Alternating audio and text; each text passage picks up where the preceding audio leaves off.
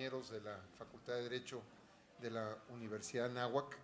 Hoy es una tarde muy especial para nuestra casa de estudios porque uno de sus exalumnos y profesor de esta casa de estudios, el doctor César Camacho Quirós, nos acompaña y preside un conversatorio sobre temas legislativos y sobre proyectos legislativos que desde luego interesa mucho a las universidades. Me da mucho gusto también darle la bienvenida a la maestra Alejandra del Moral Vela, que invitada distinguida de esta universidad y que además ya estoy haciendo un fichaje para que ingrese al doctorado de Administración Pública aquí en la Universidad Anáhuac. No perdemos la oportunidad de captar estudiantes brillantes y sin duda ella lo será. Muy bienvenida. A todos los profesores, alumnos de la Facultad de Derecho, les agradezco su presencia y me congratulo de que estemos reunidos en este momento donde se discuten temas fundamentales para el futuro de nuestro país. Desde luego, la actividad legislativa debe de ser el foco de atención de las agendas nacionales y seguramente las universidades debemos de asumir la función de caja de resonancia de las propuestas sociales, de los mejores proyectos, tanto de la sociedad civil, de los especialistas, y las universidades deben de ser precisamente las impulsoras de los nuevos proyectos. Comentaba yo con el doctor Camacho hace unos minutos que las universidades deben de asumir esa función de convertirse en promotoras de la actividad legislativa, en propositivas para la agenda nacional y desde luego en un espacio neutro, en un espacio completamente académico, discutir los proyectos nacionales para que podamos en verdad construir un mejor futuro para nuestro país. Sin más, le cedo la palabra al doctor César Camacho. Gracias, querido Ricardo. Yo le pediría a Lore que nos haga el favor de asumir, como estaba planteado desde el principio, la conducción de este conversatorio. Gracias a todas, a todos, gracias a la Universidad Anáhuac y a mi respetado amigo Ricardo Sodi. Gracias. Muchas gracias, doctor Sodi, por su anfitrionía y por supuesto saludo a quienes nos acompañan el día de hoy en la mesa y por supuesto a los asistentes. Es importante escuchar para legislar, pues solo así podemos construir una agenda legislativa que nos permite impulsar nuevas leyes o fortalecer las existentes para atender las necesidades y legítimas demandas sociales. Si me lo permiten, antes de explicar la mecánica de la mesa, haré la presentación de quienes participarán en este conversatorio. Paulina Alejandra del Moral Vela es licenciada en Derecho y maestra en Administración Pública. Desde muy joven ingresó al servicio público. Entre sus múltiples responsabilidades destaca haber sido la primera mujer electa presidenta municipal de Cuautitlán Izcalli, Estado de México. Diputada federal, en donde fue presidenta de la Comisión del Distrito Federal y del Comité del Centro de Estudios de Derecho e Investigaciones Parlamentarias de la Cámara de Diputados. En el Gobierno del Estado de México ha ocupado los cargos de Directora de Relaciones Internacionales, así como Secretaria de Desarrollo Económico. En el Gobierno federal ocupó el cargo de Directora General del Banco del Ahorro Nacional y Servicios Financieros, conocido como Bansefi, y soy testigo de los programas que haya impulsado para el beneficio de las mujeres a nivel nacional. Muy bienvenida, maestra del Moral.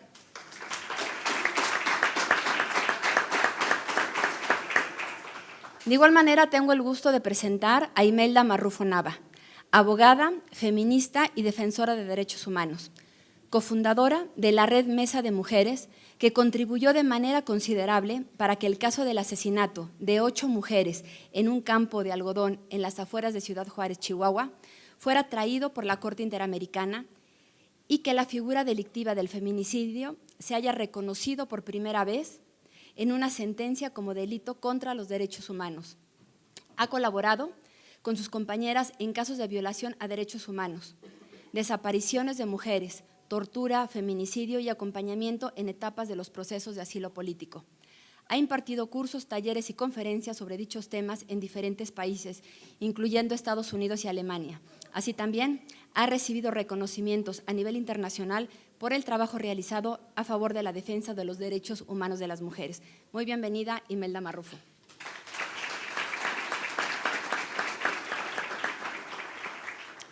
Maestra Jeru Aparicio Aviña, psicóloga clínica, maestra en victimología, defensora de los derechos humanos, maestrante y doctorante en derechos humanos, fundadora de la consultoría Resarciré, académica e investigadora nacional por el Instituto Nacional de Ciencias Penales, el INACIPE, en el grupo de trabajo para la emisión y seguimiento de la alerta de violencia de género para el Estado de Quintana Roo, asesora técnica para diversas instituciones públicas a nivel federal, estatal y municipal, para asociaciones civiles, colectivos y activistas, en el litigio estratégico para víctimas de delitos y violaciones de derechos humanos, específicamente feminicidios.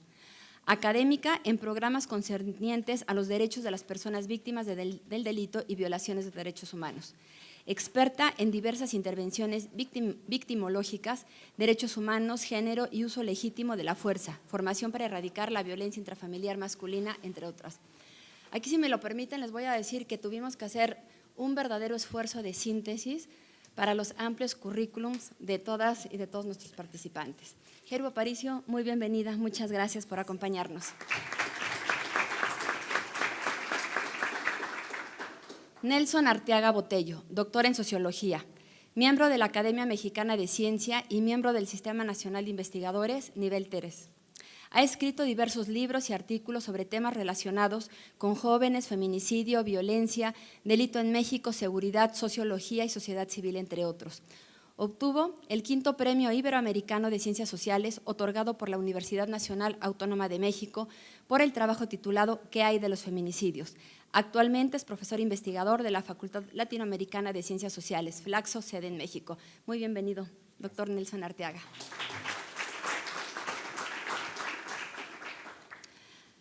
Ahora quisiera presentar al doctor César Camacho Quirós. El doctor César Camacho Quirós, como bien saben, un reconocido político, tanto del Estado de México como a nivel nacional, licenciado, maestro y doctor en Derecho. Ha sido también diputado federal, senador de la República, presidente municipal y gobernador del Estado de México. También ha escrito diversos artículos y libros relacionados con el derecho y actualmente es candidato a senador por la República. Muy bienvenido, doctor César Camacho.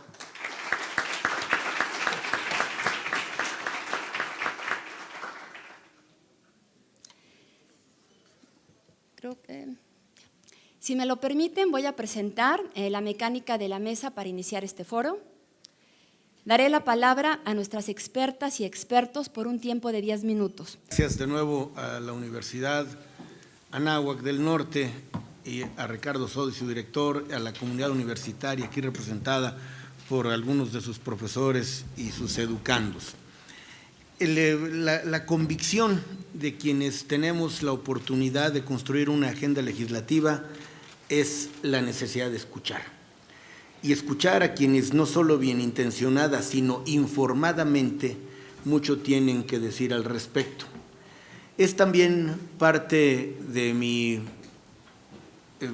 decidida expresión que este tipo de ejercicios deben estar exentos de contenidos partidarios. Es decir, los partidos todos, en los que militamos en absoluta libertad y siendo respetable la decisión personalísima de cada uno, este tipo de ejercicios invitan justamente a la apertura de criterio, a la necesidad de que demos cauce y curso a los puntos de vista de quienes han explorado el fenómeno por años, han escrito, han interactuado con gente involucrada con estos fenómenos y por lo tanto tienen toda la autoridad, no solo académica, sino personalísima, para formular planteamientos. Aquí quizás el dilema es hacerlo en forma precisa, con apego a la Constitución y a la convencionalidad que hoy México reconoce y a la que se adosa, hacerlo además, decía, con visiones vanguardistas, con pleno respeto a los derechos de las personas y que sean técnicamente viables, que haya posibilidad de que también el aspecto presupuestal pueda ser considerado a efecto de que las disposiciones normativas no queden en letra muerta. Pues ese es el propósito sustantivo de los conversatorios: expresar disposición para escuchar, capacidad para proponer y toda la decisión para conciliar. Es necesario, creo yo, construir espacios de neutralidad partidaria a efecto de que todos quienes algo tenemos que decir podamos sentirnos cómodos e iniciar aquí, en el ámbito académico, que es un espacio para las libertades, una discusión que seguramente no terminará aquí, que habrá más bien de motivar dentro y fuera de este recinto a quienes tengan mucho que decir a propósito de un asunto que demanda no solo decisiones, sino acciones inmediatas. El tema de la igualdad sustantiva entre hombres y mujeres no es una causa de moda, es una causa de vida. Y es una causa de vida que atañe lo mismo a las mujeres, por supuesto, que a los varones. Es un asunto que, en lugar de antagonizar, debe permitir conciliar, coincidir y construir. Por eso, y dado el telón de fondo en el que los reportes, las cifras nos dan datos alarmantes sobre violencia en todas sus manifestaciones, en una posición de debilidad en muchos terrenos de la vida cotidiana, como es el mundo laboral o el mundo productivo en lo general, o relaciones personales mal avenidas que no solo afectan a los directamente involucrados, sino agravian a la sociedad completa, que es la sociedad, que es la familia ampliada. Por eso es que mi intención, además de fijar algunas posiciones, es escuchar con las ganas de hacer caso. Es escuchar para empezar por las coincidencias y construir a partir de ello propuestas que hoy pueden delinearse en grandes trazos y mañana se pueden convertir en piezas legislativas, es decir, en modificaciones a la Constitución, en la expedición de leyes nuevas o en reformas y adiciones a las leyes ya vigentes. Es una idea que tengo firme, el hecho de que cuando se le agrega a la expresión igualdad un adjetivo, la igualdad se limita. Es decir, igualdad laboral, igualdad en el terreno político. La aspiración es que la igualdad sustantiva no tenga adjetivo, es decir, que sea igualdad lisa y llana. De modo que con este deseo yo tendría como grandes propósitos a alcanzar la necesidad de construir un entramado jurídico que propicie la prosperidad, que propicie la libertad y que propicie la salud de las mexicanas. Estos que son, diríamos, grandes trazos o valores sobre los que difícilmente podríamos estar en desacuerdo, deben aterrizar, deben concretarse en normas jurídicas. Tengo claro, por conocer el funcionamiento de la administración pública y el procesamiento de los asuntos en el Poder Legislativo, que muchos de estos planteamientos se pueden convertir en políticas públicas, que serán bienvenidas y seguramente, por bien intencionadas, podrían ser eficaces. La diferencia radica en que llevarlas a la norma constitucional les da solidez. Llevarlas a la ley les da, diríamos, certeza. Hacer reformas y adiciones es participar de un ejercicio interminable de depuración jurídica como vehículo para concretar los valores de los que hablé. Por supuesto, me hago cargo de que aún habiendo modificaciones a la ley o a la Constitución, estas a su vez puedan sufrir en el futuro algún cambio. Solo que si se logra, y ese es mi propósito, una suerte de apropiación social de los preceptos, no podrá haber marcha atrás. me queda claro que puede haber reformas y adiciones de las reformas y adiciones, solamente que en la sociedad, en la comunidad, habrán de haber calado tan hondo, habrán de formar ya parte de valores colectivos o comúnmente aceptados que sería inviable, no imposible, sería inviable o menos probable que hubiera cambios en reversa. Lo que puede haber, y siempre son bienvenidos y son por naturaleza viables, son los cambios para ahondar en estas posiciones reivindicadoras de la causa de las mujeres. Termino esta primera parte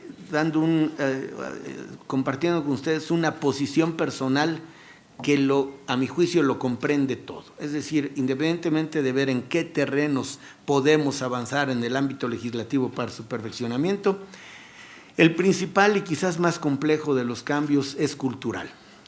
Un reto que impacta en el modo de ser colectivo, en una suerte de creencias en común que pueden ser producto de la inercia, producto de la herencia o incluso producto de la bienintencionada convicción, que no por bien intencionada necesariamente sea la correcta.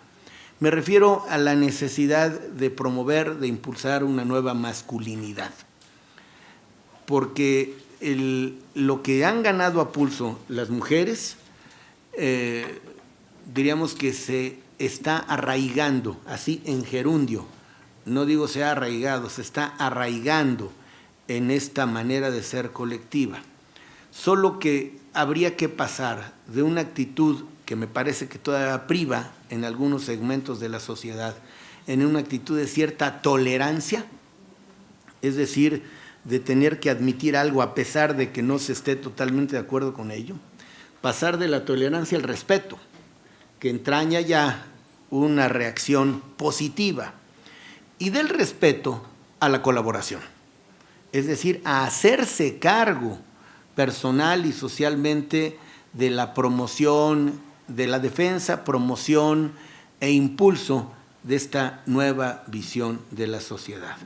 Por lo tanto, la nueva masculinidad es la acreditación de que en la causa de las mujeres estamos, diría que centralmente involucrados los varones, y más algunos que, como yo lo digo con orgullo y a voz en cuello, quiero ser un elemento que no solo facilite, sino promueva, acuerde, edifique y pueda concretar en el ámbito de la ley, desde el ordenamiento de más alto rango, que es la Constitución, hasta las disposiciones administrativas, que son las de menor jerarquía jurídica, esta forma distinta de ver a la vida, de ver a la sociedad y de generar relaciones humanas bien avenidas sobre la base de la igualdad, que me parece, y con eso termino, que es un valor irremediablemente asociado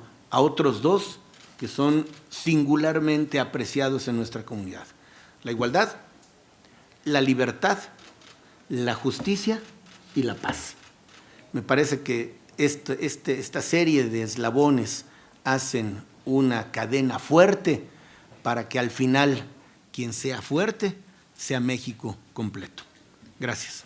Y aquí, si me lo permite, el doctor Camacho, ahorita que hablaba del tema de lograr la igualdad de trato y de oportunidades, su servidora fue presidenta del Instituto Nacional de las Mujeres, y ahí en el INMujeres se trabajó la propuesta que presentó el presidente de la República de la iniciativa de paridad para que todos los partidos políticos pudieran presentar en igualdad de porcentaje a candidatas y candidatos para que pudieran contender tanto en la Cámara de Diputadas, de Diputados y del Senado.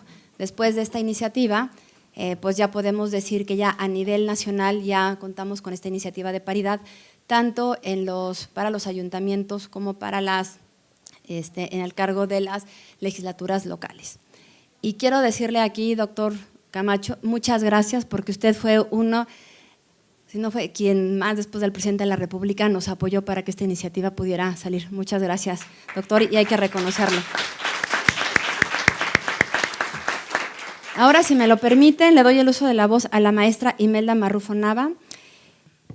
Pues buenas tardes. Saludo, por supuesto, a quienes integran esta importante mesa, por supuesto a mis colegas que acompañan la reflexión, la discusión que hoy tenemos esta tarde, a los doctores de la propia universidad, al rector y por supuesto al doctor Camacho. Es un gusto conocerle. Tenía ya el antecedente justamente de que ha sido un aliado, como lo acaba de señalar Lorena Cruz, en toda la agenda de paridad, y es un gusto pues estar aquí acompañando.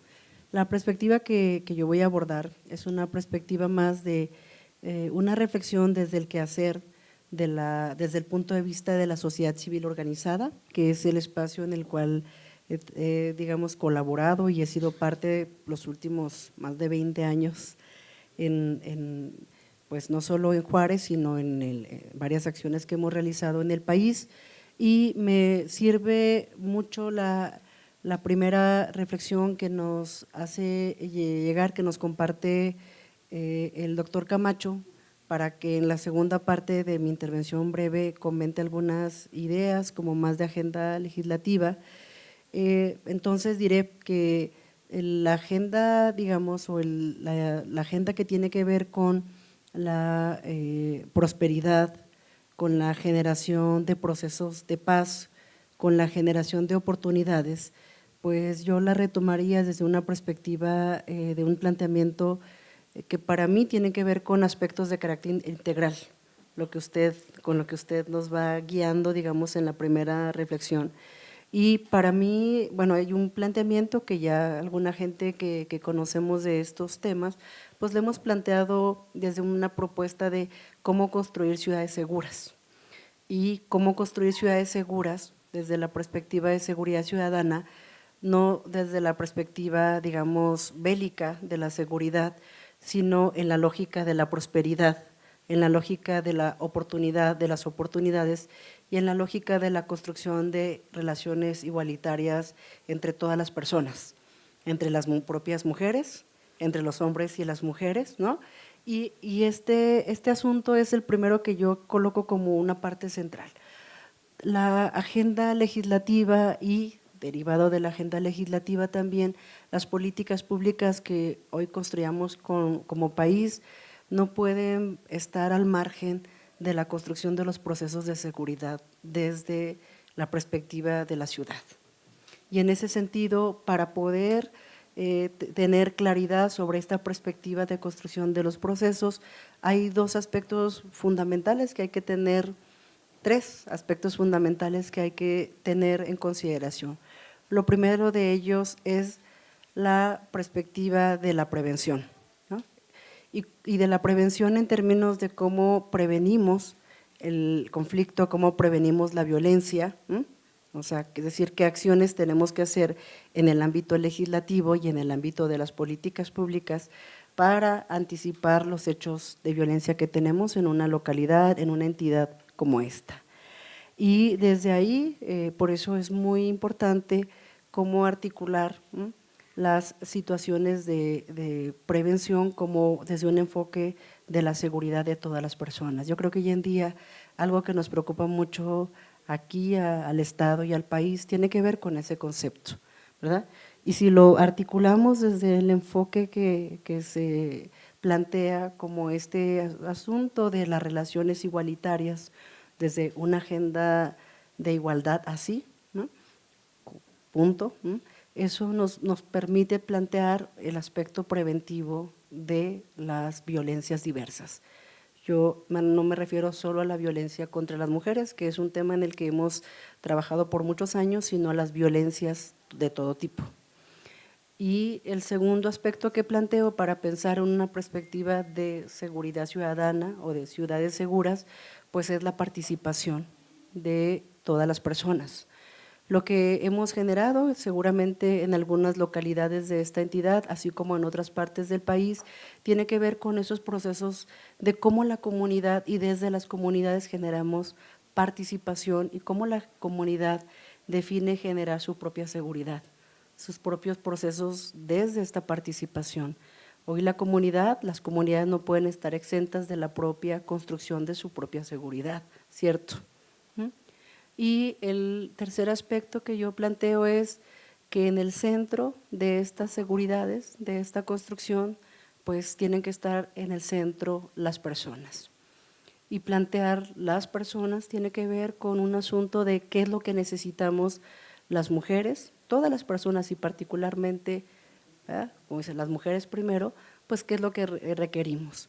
Y en ese sentido, pues requerimos pues una serie de aspectos que incluso tiene que ver con la implementación de derechos ya logrados y algunos otros adquiridos inclusive en el ámbito o marco normativo internacional, ¿verdad?, que hoy se vuelven pues derechos, es decir, al ser referidos estos marcos internacionales, pues tiene que ver con nuestros derechos. Y en ese aspecto, por eso nos parece muy importante todo el tema de, por ejemplo, la situación económica de las mujeres, las iniciativas que vayan en el sentido de el avance en materia económica, de oportunidades económicas de desarrollo, de iniciativas, más desde esa perspectiva, pues eso es un aspecto.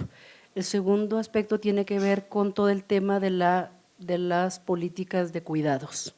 Y en ese sentido también hemos escuchado algunas propuestas ahí, porque al final de cuentas somos las mujeres quienes terminamos cuidando a nuestras mamás, a nuestros abuelos, ¿cierto?, a la familia, a los hijos. Cuando hay una persona enferma, ¿quién cuida a esas personas? Pues las mujeres. Y ahí se requiere todo un tema de revisión. Y hay otro aspecto que vamos a estar refiriendo, yo sé que mis compañeras y compañeros expertos de esta mesa señalarán, yo solamente hago esta reflexión como desde el tipo de seguridad y me refiero a otros aspectos. Me parece que hoy en día, y seguramente habrá coincidencias, tenemos que plantear la situación de los derechos para las personas a las que no se les han reconocido derechos. Y en este caso estoy hablando de las trabajadoras del hogar. Ahí, desde ese enfoque, cada vez más la propia situación económica deriva de que haya más personas de este tipo de empleo no formal, que no tienen seguridad de la salud, de derechos laborales, y ese es un asunto de una agenda importante, pendiente y muy sensible. Y iría concluyendo respecto de señalar que también nos interesa que la armonización legislativa, como ya se ha señalado y que incluso el Instituto Nacional de las Mujeres ha dado seguimiento, por ejemplo, las recomendaciones del Comité de Expertas de la CEDAW, de la Convención para la Eliminación de todas las formas de la discriminación, plantean una agenda de armonización legislativa. Y en ese contexto, yo lo único que propondría es revisar que esa armonización legislativa no vaya en detrimento, digamos, de algunas situaciones que por querer mejorar, ¿no?, terminemos perjudicando una situación concreta. Y ya más adelante nos referiremos, por ejemplo, a un tema que tiene que ver con el concepto de emoción violenta, ¿no?, que es un concepto que al final de cuentas, lejos de sumar, digamos, a contextos ya de violencia en particular de las mujeres, pues termina en detrimento de las mujeres. Yo no lo profundizo, solo lo dejo como en la mesa. Y para concluir diría, hoy México efectivamente tenemos un gran conjunto de legislación en materia internacional, varios tratados que México ha firmado y ratificado, y yo propondría que sería importante que desde el Senado hubiese una entidad que ayudara a dar seguimiento de cómo las entidades federativas están cumpliendo con los tratados que México ha firmado. Yo creo que lo que nos falta no solo es, además de conocer cuál es nuestro marco jurídico en lo amplio, sino también cómo este marco jurídico cobra, se aterriza y se garantiza en las entidades federativas. Yo creo que ahí el Senado tendría una tarea importante, que es de construir un mecanismo que pueda dar seguimiento y que incluso pueda plantear como cierta evaluación en lo posterior.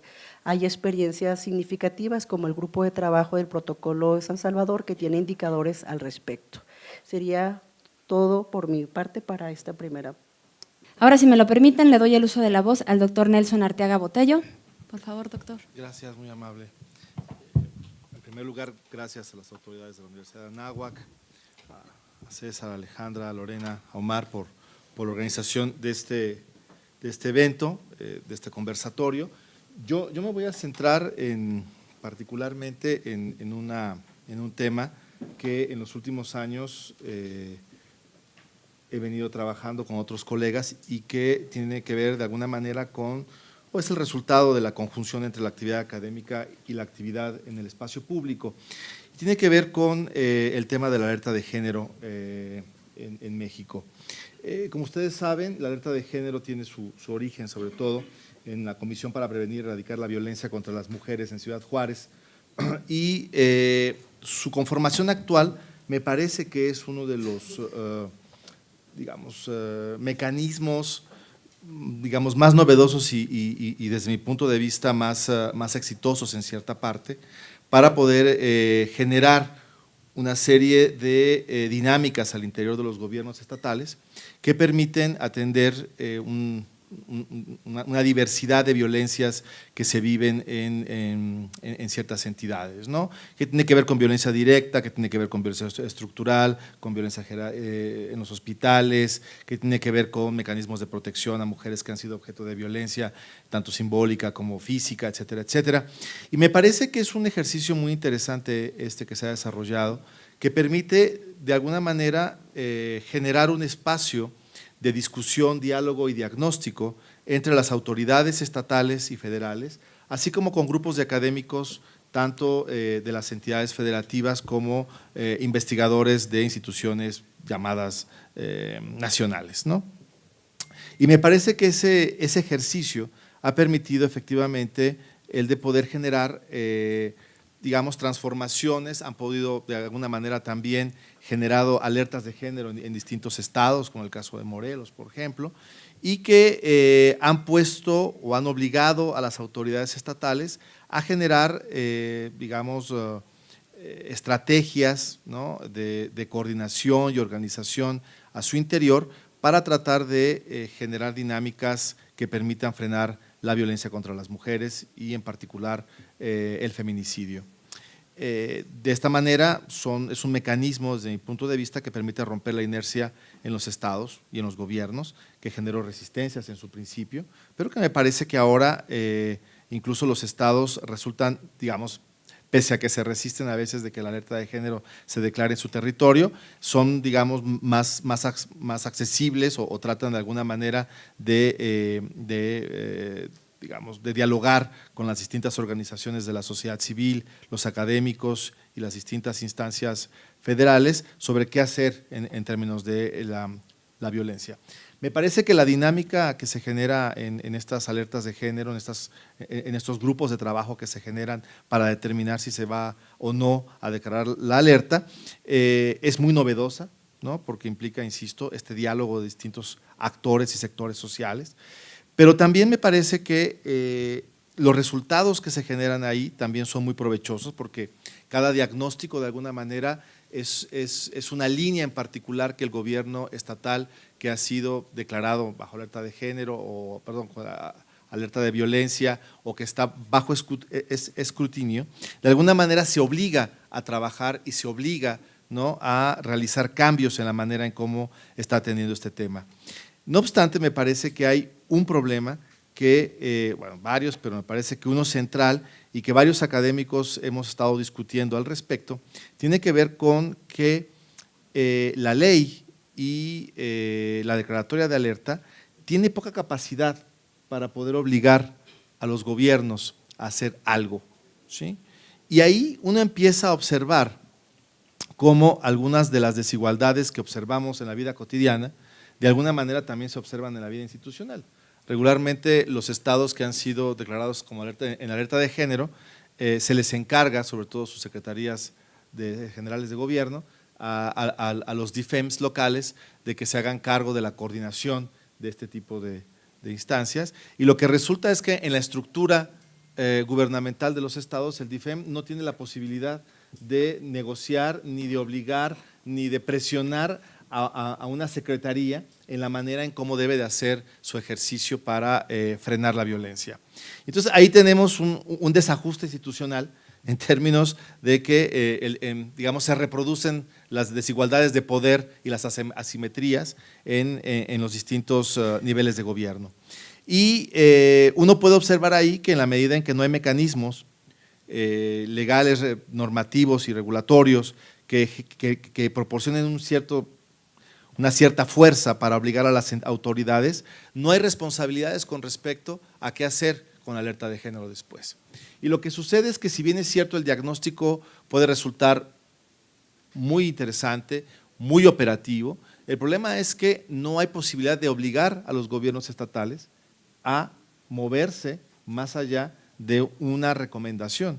Y me parece que ahí hay un tema que en términos legislativos, normativos, regulatorios, sería interesante trabajar, porque la única manera de poder avanzar en términos de que la alerta pueda propiciar un cambio radical en las autoridades es precisamente que genere responsabilidades a las autoridades gubernamentales en sus distintos niveles y ámbitos de gobierno sobre no seguir las recomendaciones que hacen las comisiones encargadas de hacer el diagnóstico y de hacer la propuesta para abatir la violencia contra las mujeres en las entidades. Entonces, me parece que el dispositivo de diagnóstico y funcionamiento opera muy bien. Yo lo he considerado, no solamente yo, otros académicos me parece que han señalado, por ejemplo, que este tipo de alerta es una de las cristalizaciones más importantes en las cuales se puede dialogar entre academia, gobierno, organizaciones de la sociedad civil que tienen una participación muy importante, pero no logran, ¿sí?, generar no hay mecanismos para poder obligar a cumplir las responsabilidades a las autoridades. Entonces, me parece que si queremos que este mecanismo de alerta de género funcione, y que algunos estados incluso lo que están haciendo ahora es ampararse ante las alertas de género, precisamente porque consideran que es una intervención externa a su soberanía, lo que tendríamos que hacer es mejorar, me parece, este tipo de mecanismos para poder lograr entonces sí una incidencia directa en la reducción de la violencia, de las distintas violencias que viven las mujeres en el país. Sería mi participación. Muchísimas gracias. Y es cierto, todavía nos falta un mecanismo que nos permita hacer que todas las entidades de la República se comprometan y cumplan con estas recomendaciones. Ahora, si me lo permiten, le doy el uso de la voz a la maestra Jeru Aparicio Aviña. Muchas gracias, buenas tardes, gracias por la invitación, gracias a las autoridades también y a ustedes por escuchar. Básicamente, y en distinción, mi propuesta va más hacia mi experiencia con los victimarios. Aunque soy victimóloga y tengo una trayectoria con víctimas del delito, en la Procuraduría de la Ciudad de México trabajé con aquellos varones y mujeres que cometían los delitos. Entonces, hemos visto que las personas en condición de vulnerabilidad son las que entran al sistema de la administración de justicia, ya sea como víctimas o como victimarias, pero realmente la etiología es la misma. Entonces, yo lo que les quiero presentar es nada más una dinámica que hemos estado replicando ancestralmente, como bien comentaba el doctor Camacho, que la tenemos tan invisibilizada y naturalizada, que es la normalización de los malos tratos en todo vínculo, bajo una creencia en buena conciencia. Y hablando de igualdad, como decía también el doctor Camacho, y de prevención, yo nada más quisiera decirles, ¿es delito golpear a una mujer? Sí, ¿no? ¿Es delito golpear a un hombre? Sí. ¿Es delito golpear a un niño? ¿Y qué pasó? Más vale una nalgada a tiempo. ¿No sería delito? ¿O entra el depende? Entra bueno, es que si se porta mal, se lo merece. Y de ahí, todos nosotros, adultos, venimos de esa configuración. Y seguimos replicando. Déjenme decirles que nuestros padres y madres están en inocencia, porque no había ley, porque no había convención de la niñez, porque no había una ley general de derechos de niñas y niños y adolescentes y porque no había una reforma constitucional del 2011. A partir de este paradigma, los adultos, las personas adultas que ahorita ejercemos y desempeñamos en todo el ámbito de las competencias, tenemos la obligación de romper ese sistema de creencias y lo seguimos replicando. El concepto de dignidad humana, entonces, viene a ver a niños y niñas como titulares de derecho. La persona que comete el delito de feminicidio, si ustedes leen el peritaje y si leen su discurso, generalmente justifica la violencia por un sistema de creencias.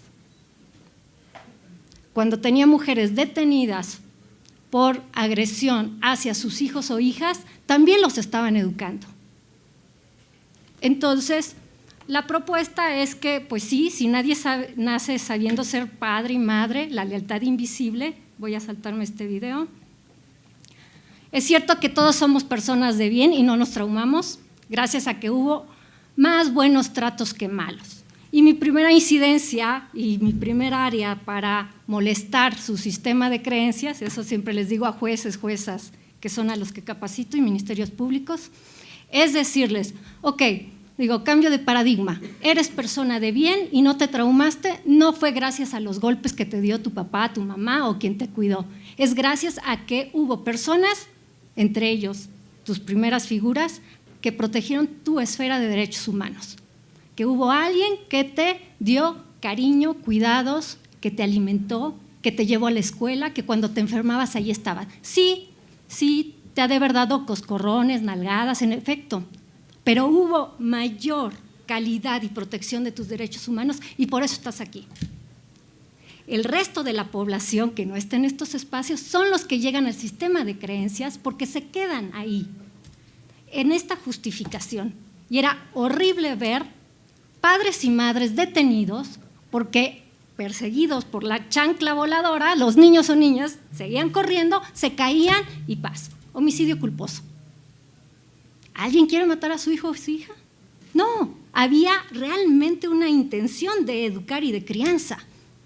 Entonces, ¿hasta cuándo vamos a hacer operativo y hacer carne y corazón los derechos humanos? Porque quedan muy bonitos, ¿me permite? Aquí. Primero, constitucional. ¿Cómo los aplicamos diariamente?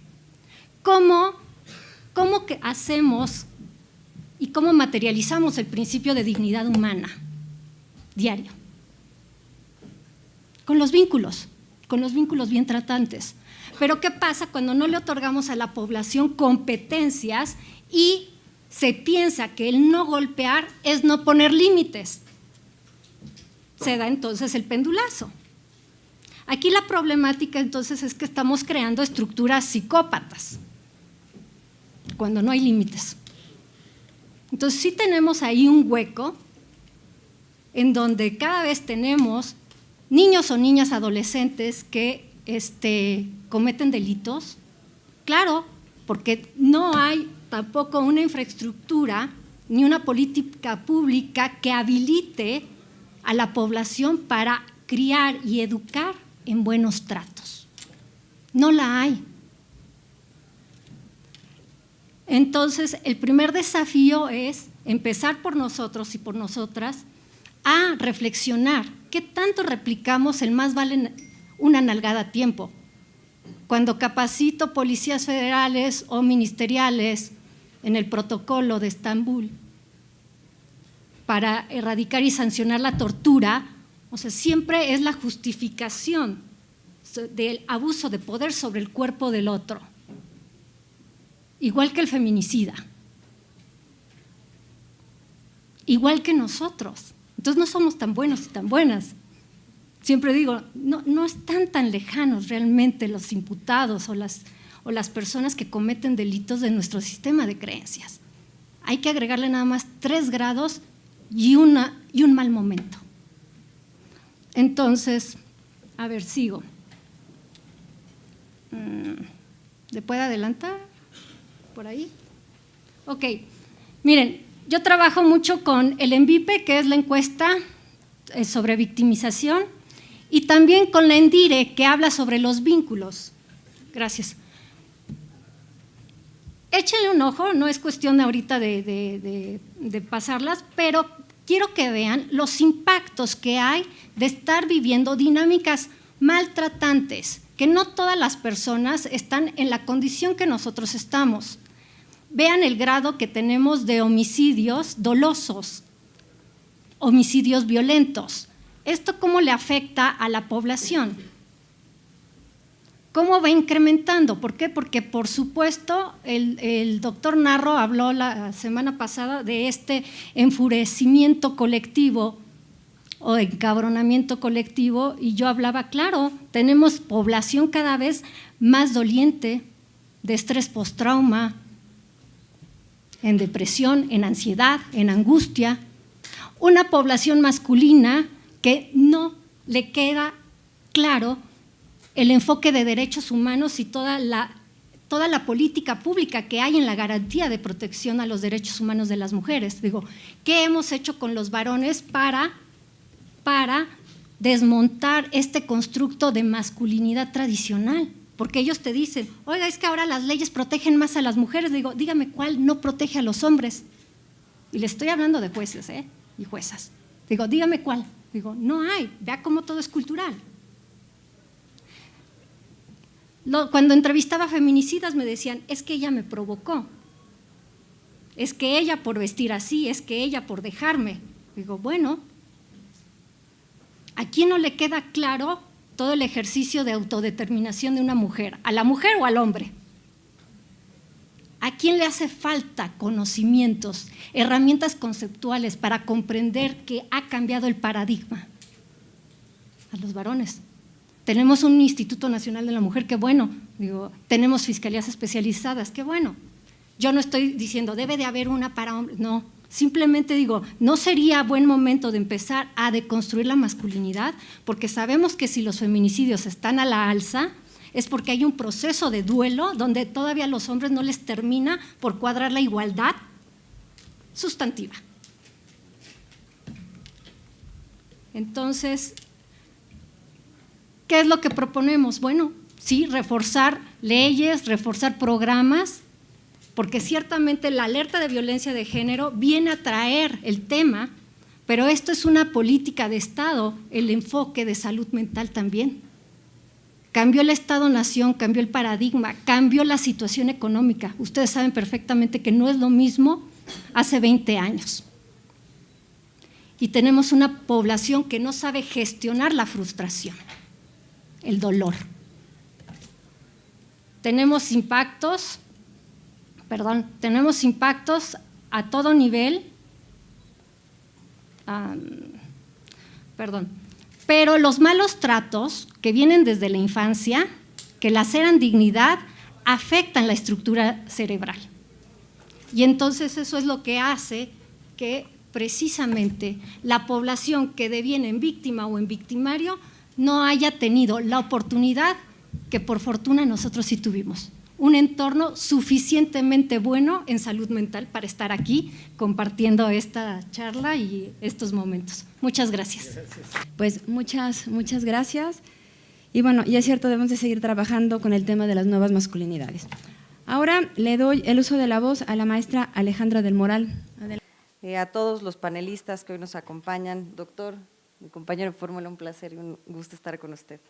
Los jóvenes que hoy estamos aquí tenemos la responsabilidad de transformar nuestra realidad, tenemos el deber generacional de hacer posible un México mejor, con justicia, con democracia, con equidad, un México de más libertades, un México libre de violencia, libre de pobreza, libre de discriminación.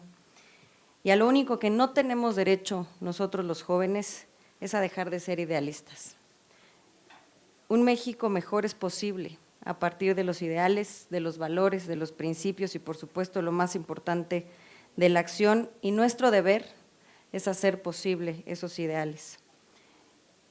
Yo, de escuchar a los expertos, veníamos preparados con muchísimas cosas y números, y la verdad es que me gustaría, de todo lo que dijeron, tomar lo que dijo el doctor Camacho al principio, un tema de igualdad. El día de hoy en el Estado de México el 69% de las mujeres que trabajan no tienen una remuneración. Hoy las mujeres en el Estado de México en un porcentaje de un 10% ganan menos que los hombres realizando el mismo trabajo. O muchas, casi 345,000 que viven en pobreza extrema, tienen aún así sacan adelante a sus hijos. Necesitamos un tema de igualdad, un tema cultural también, lo decía, porque a veces lo más fácil es que corres como niña, ¿no? O puede ser un chiste que, como bien decía Jeru, pues es un tema que traemos en las escuelas o en nuestras familias normal. ¿Cómo empezar desde lo más básico? Y ahí es donde yo coincido con Imelda, en el centro deben estar las mujeres. Somos el 50% de la población y hablando de economía, de violencia, pues el 52% ya pesa, ya genera una diferencia. ¿Qué podríamos hacer para que genere responsabilidad en los estados la alerta de género, para que los podamos obligar? Yo diría también que es un tema que se centra en la persona, en la conciencia, en la cultura. ¿Qué tanto podemos hacer nosotros para que podamos implementar los derechos que ya se lograron, como bien decía Imelda? Hoy tenemos una ley general de igualdad entre hombres y mujeres, que yo creo que estamos a la vanguardia en legislaciones de primer mundo, no me van a dejar mentir. El tema es cómo lo implementamos, el cómo es la preocupación, o al menos yo creo que lo que nos debe tener hoy aquí en foco. Porque no vamos a debatir bajo ninguna circunstancia el tema de discriminación o las cifras que ya conocemos el día de hoy. Al contrario, debemos empoderar a cada uno de los grupos que hoy conocemos como vulnerables, que hoy sabemos que tienen una debilidad, para poder así lograr que la legislación pueda ser aplicada y que genere no solo una responsabilidad administrativa o penal, también es una responsabilidad social la que tenemos que asumir todas y todos los que estamos viviendo en este país y asumiendo estas responsabilidades. Necesitamos una sociedad mucho más consciente, porque una sociedad que permite la denigración de un solo ser humano es una sociedad autodenigrada en su totalidad. Necesitamos trabajar, por eso estoy segura que todos los que estamos aquí nos duele, nos indigna y nos mueve este grave problema, y debemos de combatirlo sin pretextos, en este caso desde el Senado de la República. Tenemos hoy que trabajar, y me encantó lo que dijo Jeru también, romper creencias.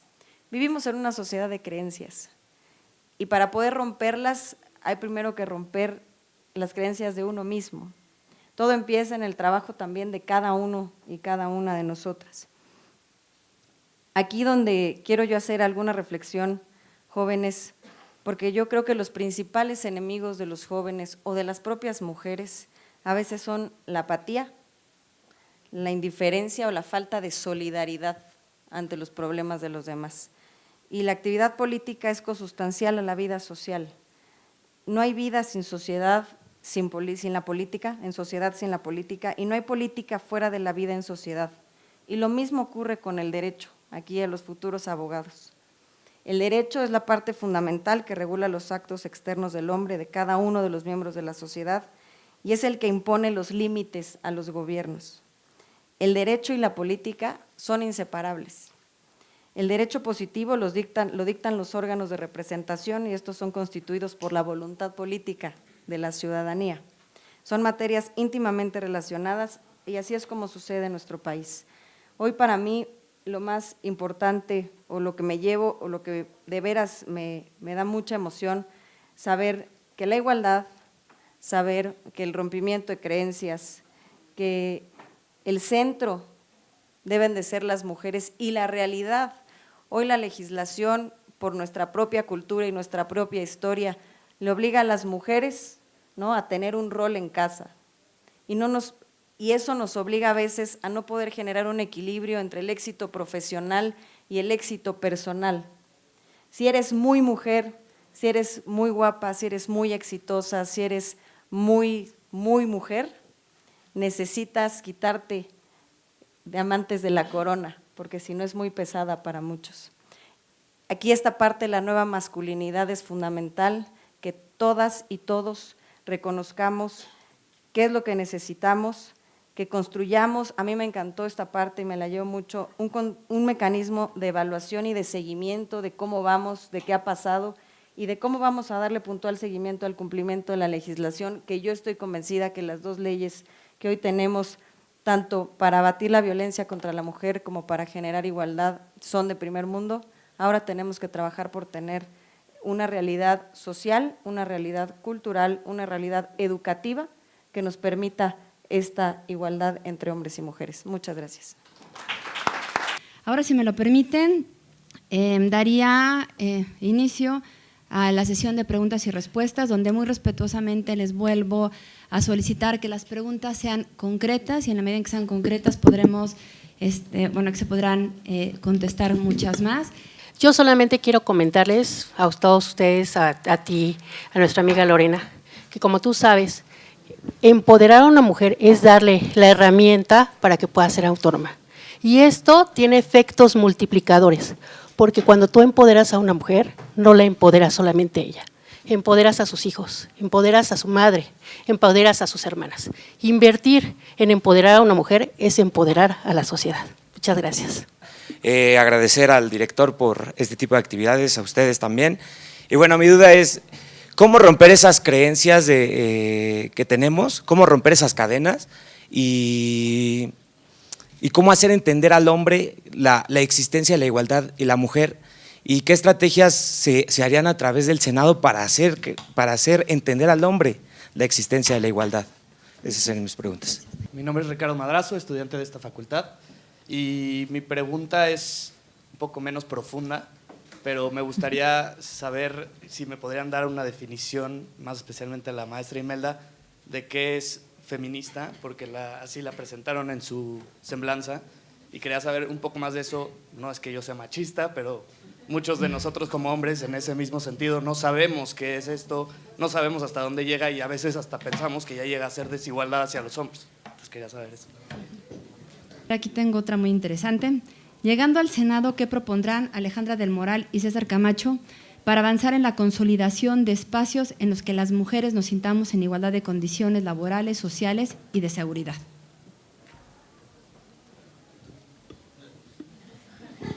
Gracias, muy buenas tardes. Soy Gisela Padrón Chávez, egresada de la maestría en Administración Pública de esta institución, una casa con mucho valor para mí porque somos jóvenes con valores positivos. Hace un ratito la maestra Imelda hablaba acerca del estado de emoción violenta. En el Estado de México hace algún tiempo se eliminó del Código Penal esta acepción en virtud de que era una causal para que pudieran estar generándose algunas condiciones para que quienes en estado de emoción violenta asesinaran a las mujeres. Entonces, a los candidatos yo les haría una pregunta.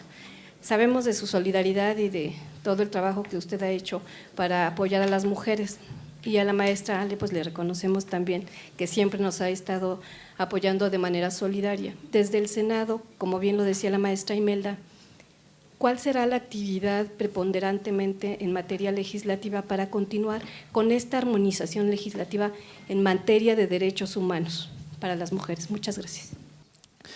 Mi pregunta va dirigida a una concepción. Partiendo de la base de que muchas de las conductas que derivan en la violencia y condiciones de desigualdad generadas hacia la mujer, ¿qué es lo que se tiene planeado para incorporar como propuestas concretas al sector educativo, entendiendo que al final de cuentas la escuela es la segunda casa y es un lugar en donde también recibimos mucha de la formación que más adelante vamos a replicar con ciertas conductas? En concreto, ¿qué es lo que se tiene propuesto para incorporar a este sector para que ayude a revertir toda esta tendencia de conductas y de condiciones que terminan derivando en desigualdad hacia la mujer? Muchas gracias. recuperar mis 3 minutos de hace rato, de los que no cobré conciencia. No, yo quisiera hacer algunas formulaciones de carácter legislativo y en ese orden responder a algunos de los planteamientos aquí formulados.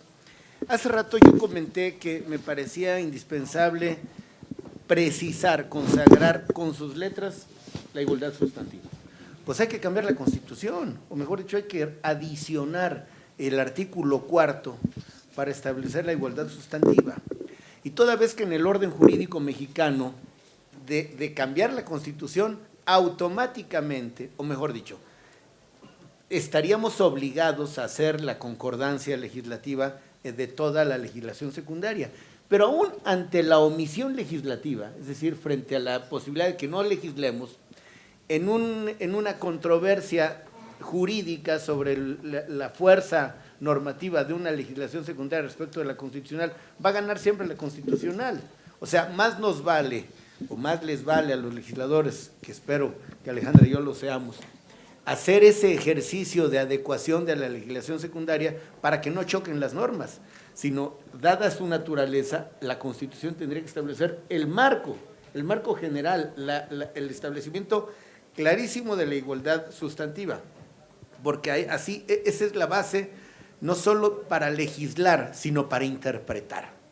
Es decir, incluso legislación secundaria que eventualmente se quede rezagada, un juzgador tendrá en esta interpretación armónica, sistemática, funcional, que considerar el texto constitucional. Entonces, primera y muy puntual sugerencia, adicionar el artículo 4º con la igualdad sustantiva que es lisa y llana. Ahora, yo tengo 3 propuestas legislativas o 3 bloques de propuestas legislativas. En esto voy a responder de paso a algunos de los planteamientos aquí formulados. Por ejemplo, la disminución de la brecha de oportunidades entre mujeres y hombres, que va en el mismo rumbo, pero es una especie de legislación desarrollada. El establecimiento y aplicación de criterios objetivos para el desarrollo profesional, el otorgamiento de ascensos en los ámbitos público y privado, cosas concretas. Los créditos a las mujeres, créditos a la palabra.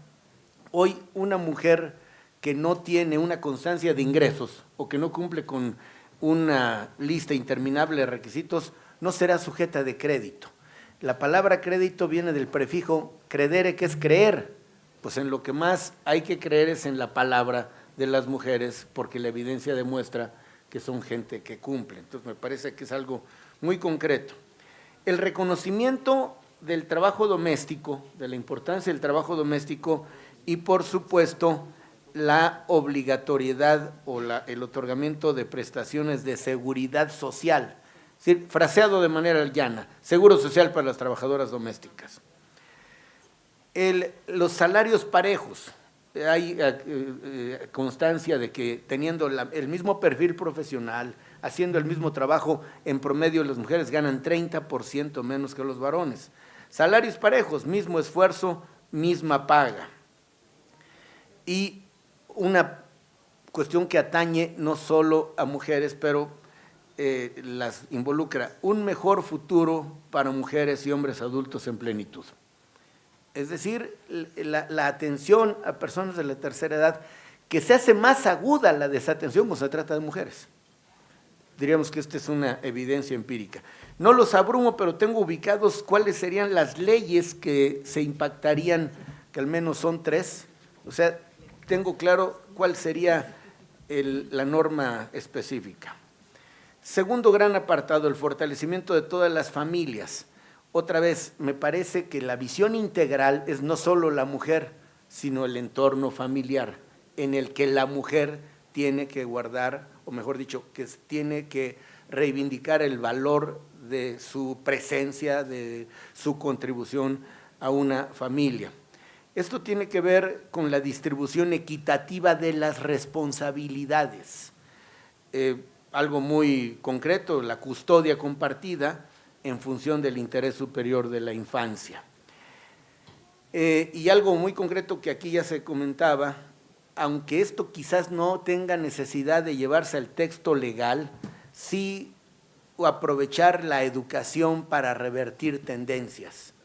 Creo que si en concordancia con el 4º constitucional reformado si se lleva a la legislación educativa, a la legislación ordinaria, este precepto obligará a que el contenido de los planes de estudio incorporen estos principios y conviertan la norma en programas educativos. Tercero y último, yo le llamo vida plena, vivir libre, que la dejo al final porque es la más abundante. Garantizar la libertad de la mujer para que se realice en su proyecto de vida y viva con toda dignidad.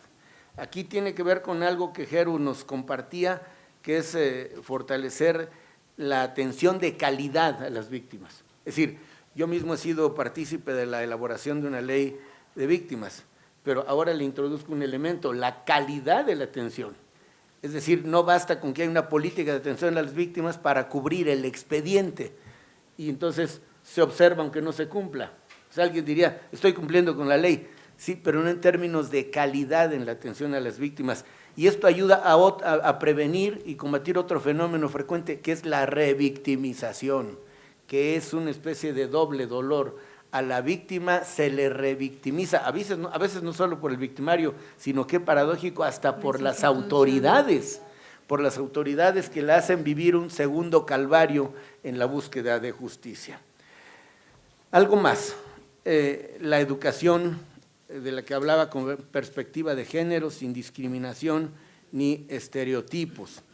Un fenómeno que me ha tocado percibir, estudiar, pero sobre el que no se ha legislado, la prevención y erradicación del embarazo adolescente, que ha sido un fenómeno creciente que, además de que socialmente tiene un gran impacto, cambia el derrotero de la vida de quienes están involucrados en un asunto de esta naturaleza. Dos asuntos más: la atención de factores de riesgo y combatir delitos que atentan contra la dignidad de las mujeres. Y hay uno en el que he estado involucrado desde el principio, hace 15 años, la legislación en materia de trata de personas. Es impresionante cómo, a pesar de haber avanzado en esta materia, es tan, diríamos que parece de humor negro, es inagotable la creatividad de los mexicanos, de modo que siempre le han encontrado salidas a la ley, de modo que observando el texto jurídico, se evaden la responsabilidad justamente por vacíos o deficiencias jurídicas. He presentado en mi paso por la Cámara una legislación nueva en materia de trata de personas, que ahí está, sin dictaminar incluso. Obviamente la intención es retomarla, enriquecerla y en foros de esta naturaleza mejorarla para que al final no sea obra de una sola persona. Termino con dos cosas: prevención de la violencia médica en el cuidado de la salud femenina y del embarazo mediante el fortalecimiento del Comité Hospitalario de Bioética. Es decir, al proponer esto trato de ser concreto y específico para que podamos impulsar una reforma concreta. Y en respuesta a lo que Nelson, a mi juicio, acertadamente planteaba, hay que perfeccionar la legislación en materia de alerta de género porque, lo digo con una dosis de autocrítica, ha dejado de ser eficaz. O sea, de nada sirve que haya alerta de género porque no pasa nada. Hay una especie de reprobación social, hay una especie de reprobación ciudadana, pero si hay alguna autoridad cínica, va a decir, bueno, está bien, pero no hay ningún efecto. Entonces, la legislación está bien, pero se ha quedado a medias, porque la primera parte está muy bien desarrollada y llegamos hasta la determinación, hasta la alerta de género, pero no hay consecuencias. En consecuencia, no hay responsabilidades y no hay, diríamos en términos latos, un llamado a cuentas, una consecuencia que para las autoridades, si no está clara y es eficaz, acaba por ser letra muerta. Y bueno, creo que la ley, hace rato lo dije y es mi credo, es un vehículo para la justicia, no es un cúmulo de normas que acaben por permitir una especie de monumento al formalismo, que se puede hacer. O sea, cumplo con todas las condiciones de una especie de protocolo, pero no tiene ningún efecto. Creo que eso no es lo que se desea. Y el último, en respuesta a una de las consideraciones, creo que Jero fue la que comentó de que a partir de 2011 en materia de derechos humanos este país es otro. Es para mí, el piso y no el techo en materia de derechos humanos. Y yo les quiero recordar que en 1847 fue la primera vez en un texto constitucional, el Acta Constitutiva de Reformas, donde se habla de los derechos del hombre. Es decir, antes de la del 57, que en su artículo 1 desarrolla la idea de los derechos del hombre. Pues bien, a pesar de que había esta especie de consignación normativa constitucional, no se ha desarrollado lo suficiente. Entonces, ¿qué hay que hacer para apoyar los derechos humanos de las mujeres? Que fue algo muy concreto. Creo que se tiene que ir de lo general a lo particular, robustecer primero la cultura de los derechos humanos, que sigue siendo un pendiente, porque una cosa es que estén consignados los derechos y otra cosa es los vehículos para su ejercicio. O sea, si el derecho en términos sustantivos está consignado, pero no se dice cómo, se queda así. Y entonces es un poco frustrante o un mucho frustrante porque diríamos que la primera reacción es ya tengo lo que no tenía, derechos, pero el problema está que no los puedo deducir. Entonces creo que ese es el siguiente paso y hablar de cuestiones laborales, de cuestiones políticas, etcétera. Se me olvidó decir, y ya para terminar, soy parte de quienes aprobaron la legislación relacionada con la erradicación de la violencia política de género, pero otra vez, el política no es que sea malo, pero es insuficiente. O sea, la violencia política. Habría un día que no tener la palabra política, porque lo que hay que erradicar es la violencia contra las mujeres. Punto. En la política o en el terreno laboral o en el terreno social o en cualquier terreno. Gracias. Respuesta global respecto a la cultura, bueno, hay una frase que me gusta mucho que dice: quien vive privilegios, la igualdad la vive como opresión. O sea, ¿qué quiere decir? Que en la medida que nosotros creemos condiciones de igualdad sustantiva con las mujeres, autonomía económica y emocional, se va fortaleciendo también a que los hombres aprendan a incorporar este aspecto y también a la par de espacios donde ellos se permitan desestructurar la idea de la subordinación, ¿sí? De los cuerpos femeninos.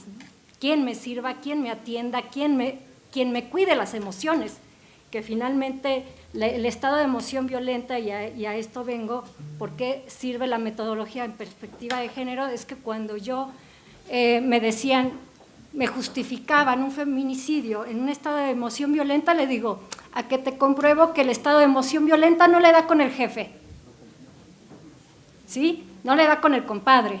¿Por qué le dio con la novia? ¿Por qué le dio con la esposa? Digo, porque hay una creencia en estereotipo donde ella le pertenece. Y entonces si ella no actúa o se comporta como él cree que debería de ser una buena mujer, viene este impulso de quererla castigar. Y bueno, ¿qué otra cosa? Perspectiva de género, bueno, no nada más es juzgar con perspectiva de género, sino que hay una implicación que se dio desde el Plan Nacional de Desarrollo, en donde es una estrategia transversal, es una política de Estado, en donde todo orden y toda institución debería transversalizar la metodología en perspectiva de género. ¿Qué es esta metodología? Bueno, es la que nos permite visibilizar, cuestionar y transformar estos estereotipos de una discriminación biologizada. Sí, me permito fortalecer el concepto. Una discriminación biologizada en donde se piensa que el tener distinciones biológicas nos hace diferentes para el ejercicio y goce de derechos. Ejercicio y goce de derechos. Para eso es la perspectiva de género. Entonces, no nada más es juzgar con perspectiva de género, es hacer política con perspectiva de género, porque en esto que comentaba también el doctor Camacho, un hombre puede, por supuesto, cuidar a sus hijos de la misma manera que una madre, ¿sí o no? Por supuesto. Entonces, esto es un aspecto que también en juzgar con perspectiva de género, decimos, tienen los mismos criterios. La guardia y custodia tiene que tener también la misma validez. Yo, por ejemplo, digo, no debería de ser por hecho que se quede la guardia y custodia con las madres. Es algo que yo reformaría. O sea, se debe de cuestionar. Así como te preguntan, ¿te vas a casar por bienes separados o por mancomunados? O sea, también es un aspecto que se tiene que empezar a visibilizar. Los niños o niñas no son objetos de pertenencia, ni la madre no siempre es la más adecuada. Hay momentos en que una madre, por estereotipo, a una mujer se le asigna tal criterio de qué es la mejor, cuando a veces no puede. Y por último, el feminismo es excelente pregunta, se los dice una feminista, ¿por qué? Porque es un pronunciamiento personal, político, en donde lo que se busca es el ejercicio y goce de derechos humanos de las mujeres en igualdad sustantiva, ya no estar en subordinación bajo ningún criterio. Sí, hay diferencias, pero el ejercicio y goce es en igualdad. No es que los hombres sean menos, no, simplemente es esta igualdad. Entonces, no permitas consumir un concepto de feminismo de quienes odian a las mujeres. Qué bueno que hay sabiduría para preguntar a quien se ostenta y se vive como tal. Ya. Muchas gracias. Sí, bueno, feminista. Yo sí puse, de hecho en mi reseña siempre pongo que soy feminista y me vivo feminista porque creo en la libertad, en la democracia y en la igualdad. Lo que ha ocurrido es que socialmente hay una creencia de que el feminismo es como la parte antagónica de machismo, entonces se relaciona mucho ese concepto con el hecho de ser feminista y no tiene absolutamente nada que ver. Después de un curso que di a unos comandantes de la policía en Nogales durante 2 días y platicábamos sobre las propuestas desde los movimientos feministas a propósito de un tema. Yo recuerdo que uno de los comandantes me decían, es que yo creo en el feminismo, ¿eh? O sea, creo en… ¿Por qué? Porque planteamos pues, la libertad, la democracia, la igualdad, son una serie de principios que quienes nos asumimos feministas pues los trabajamos y los llevamos a nuestra acción. Entonces, no, yo diría, ¿quiénes podrían estar en contra de estos principios que son principios de libertades? Yo recuerdo el año pasado, no sé si fue por el mes de abril, en un foro que tuvimos en Pachuca, estaba cerrando el foro, el entonces secretario de Gobernación, el licenciado Osorio Chong, y después de haber escuchado a las abogadas de la Corte Interamericana, la Comisión Interamericana, de varias expertas latinoamericanas, él, ¿no?, durante un buen rato, él dijo, yo creo que una de las mejores prácticas que tenemos en México es la práctica feminista, ¿no? Entonces, lo que quiero decir es que en términos de esta creencia, de lo que se dice, pues yo creo que si nos sentamos luego a platicar con muchísima calma, es muy bueno ayudar a deconstruir esa creencia.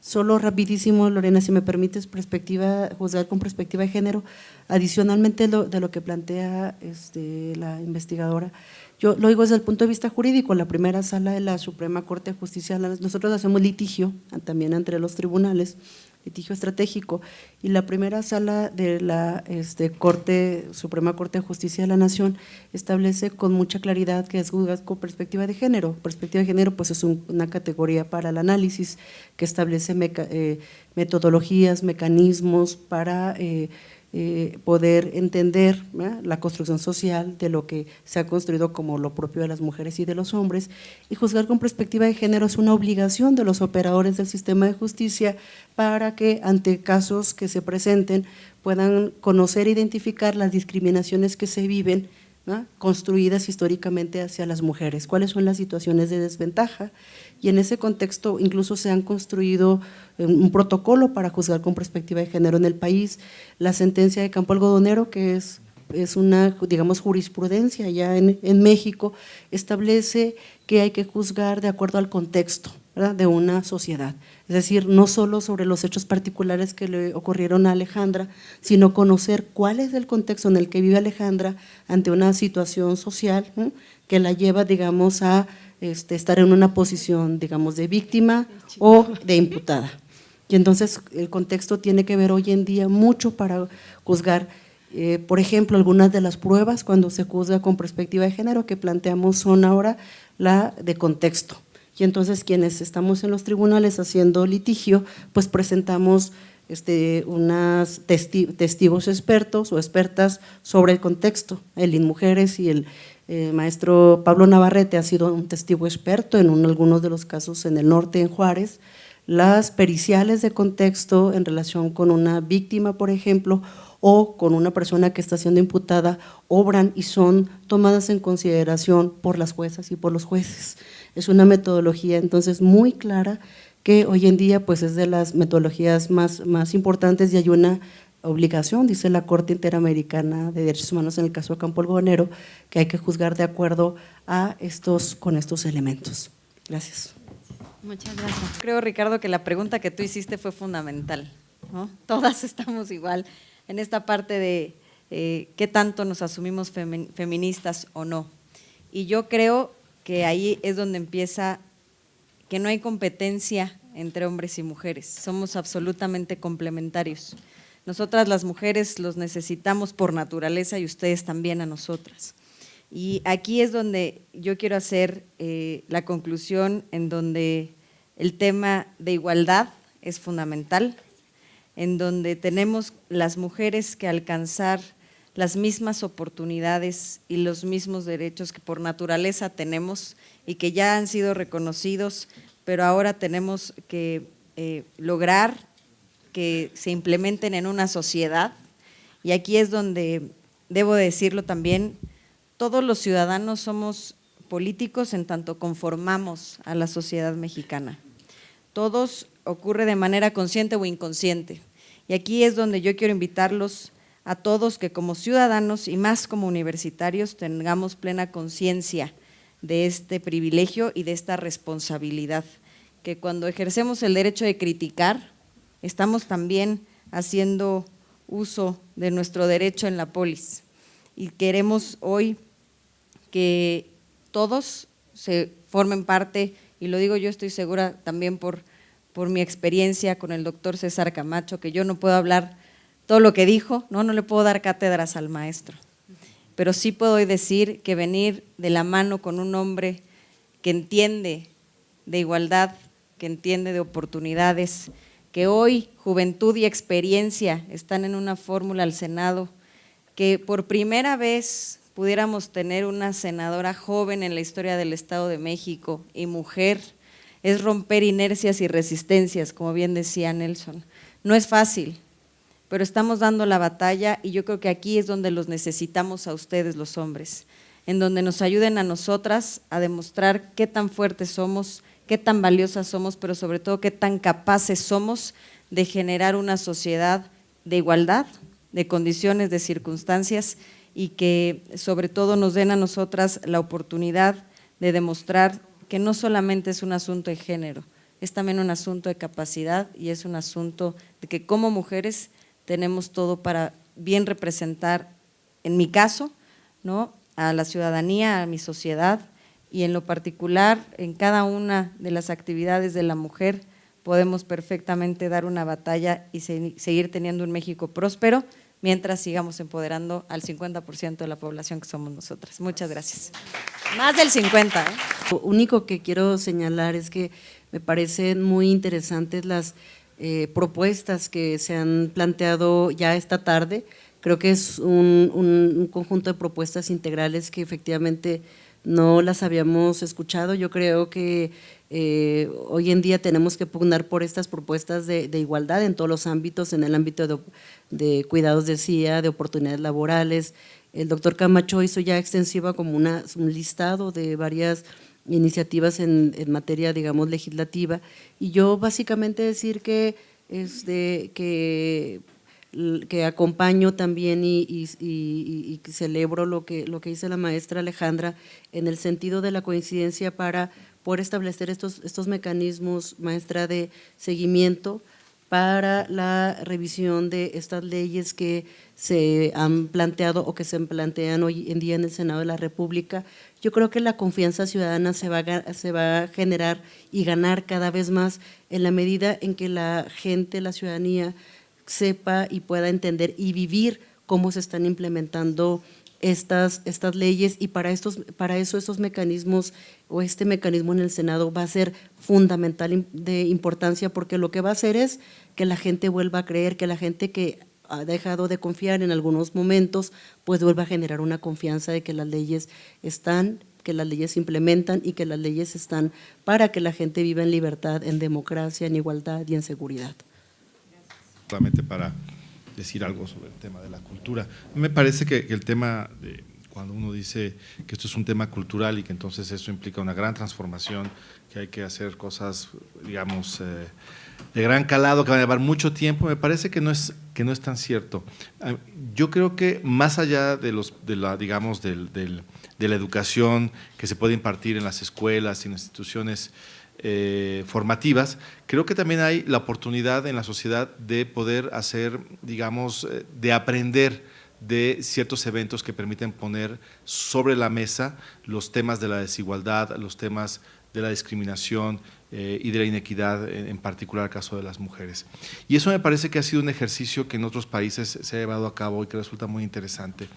Casi todas las reformas, por ejemplo, para acabar con la discriminación de las comunidades afroamericanas en los Estados Unidos, pasó particularmente por un proceso o un evento en específico que llamó la atención sobre las implicaciones de esa desigualdad. Es decir, eventos que significan un drama social, que de alguna manera ponen sobre la sociedad un tema específico que permite establecer, observar la cristalización de una desigualdad. Y en ese sentido me parece que tendríamos que ser mucho más proactivos en poder buscar esos eventos específicos donde se condensan las contradicciones y las desigualdades, en este caso en particular para las mujeres. Y voy a poner un ejemplo, el caso de la chica Mara en Puebla, ¿sí? Que es un caso muy particular de una chica que sube a un Uber, ustedes saben la historia completa.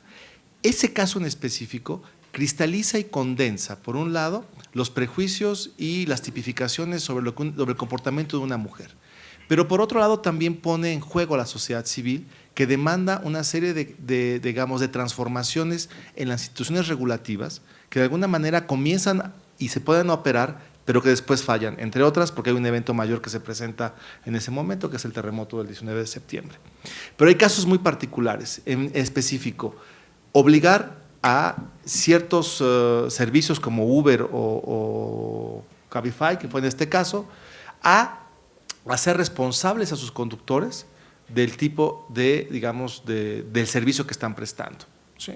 Eso, por ejemplo, hubiera sido una conquista que después Cabify y Uber dijeron no somos responsables de nada y se ampararon, pero eso hubiera sido verdaderamente un logro, es decir, una colonización de la esfera civil, de la sociedad civil sobre instancias privadas, para obligar a generar un mecanismo de cuidado y protección sobre las mujeres.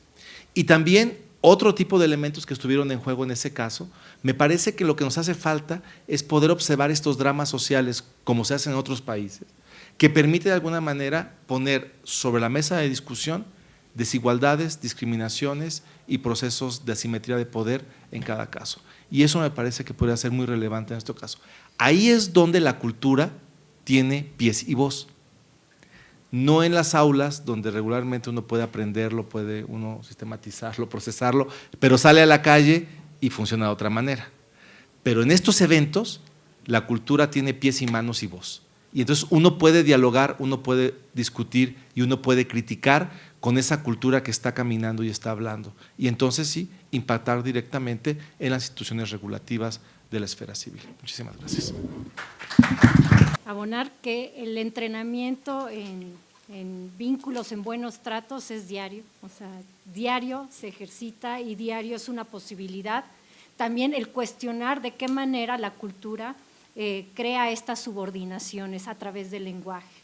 Cada vez que leemos una nota en donde se culpabiliza o se criminaliza a una víctima de un delito, una mujer, o sea, hay que leer todo el entramado cultural que hay en esta discriminación biologizada. Le pasó por, y ustedes pueden analizar para qué sirve la perspectiva de género. Se puede incorporar esta metodología a través de la cotidianidad, nada más con observar cómo sí hay una brecha en simbolizar los fenómenos en distinción para hombres que para mujeres. No es lo mismo, la golpeó y la mató porque estaba tomado, a la violaron, pues sí, porque estaba tomada. O sea y es el mismo fenómeno. Muchas gracias. Gracias. Primero quiero decir que la lucha por la igualdad sustantiva, voy a decir una barbaridad o una perogrullada, es un proceso. Es decir, no es un momento, sino es una secuela, una secuencia de momentos. Y estoy de acuerdo con Nelson en cuanto que hay ciertos fenómenos que ponen de manifiesto la gravedad de los asuntos y que obligan positivamente a la sociedad a reaccionar. Pero siendo un optimista sin remedio, yo creo que todos los días, no solo ante acontecimientos de esta naturaleza, de esta envergadura, hay que reaccionar. Yo sí creo en el poder redentor de la educación, en las acciones cotidianas que van formando ciudadanía con esta nueva perspectiva. Claro, esos momentos que casi podríamos calificar como dramáticos son los que nos obligan a dar pasos mucho más firmes, mucho más consistentes y llegar más lejos. Pero creo que es una lucha cotidiana, una lucha que lo primero que tiene que hacer es incorporar más gente a la causa. Es decir, y pasar de una actitud respetuosa de derechos a la posición proactiva de quien busca, lucha y se afana porque los derechos, como dije, no queden consignados como una norma jurídica. Yo quiero hacer una especie de profesión de fe por la causa de las mujeres y la igualdad sustantiva. Yo siempre pongo este complemento. Comentaba con Jero aquí en corto que qué bueno que aportaron muchos más elementos para describir con precisión la posición feminista, porque no es conveniente dejar que corra la especie, la idea de que se trata de una posición antagonista, de que es una posición contraria a otros intereses. Por eso a mí me gusta mucho insistir en la igualdad sustantiva como remate, porque al final el logro de esta condición es de la sociedad completa. Por eso me parece importante insistir en respeto, diríamos, deducibilidad de derechos para que llegue a la igualdad sustantiva y haya una especie de desdoblamiento en el mundo educativo, en el mundo laboral, en el mundo familiar, en la sociedad completa. Y voy a dar un dato optimista. A propósito de la reforma constitucional de la que hablaba Lore, se hizo los partidos hicimos las cosas de manera diferente y hoy la integración de la Cámara de Diputados, que es posterior a la reforma constitucional, no el Senado, que ya estaba, tiene 42.8% de mujeres. De los países de la OCDE, México es el segundo en número de mujeres en la Cámara. ¿Lo es todo? Por supuesto que no, pero es un avance muy importante. Yo mismo, que estoy en el ambiente político, me hago cargo de que no todas las mujeres quieren ejercer sus derechos mediante cargos de elección popular. O sea, es muy importante, pero es señalado, es incluso numéricamente limitado. 500 diputados parecen muchos, 250 para mujeres parecen muchos, pero no lo son considerando la integración total de la sociedad. Pero son de esos símbolos, son de esas noticias alentadoras que permiten advertir que vamos en el camino correcto. Y quiero terminar con alguna cuestión que me gusta mucho mencionar porque alguien me la ha compartido. Platón afirmó que los seres humanos somos náufragos espaciales que viajamos del universo al útero de nuestra madre. Gracias.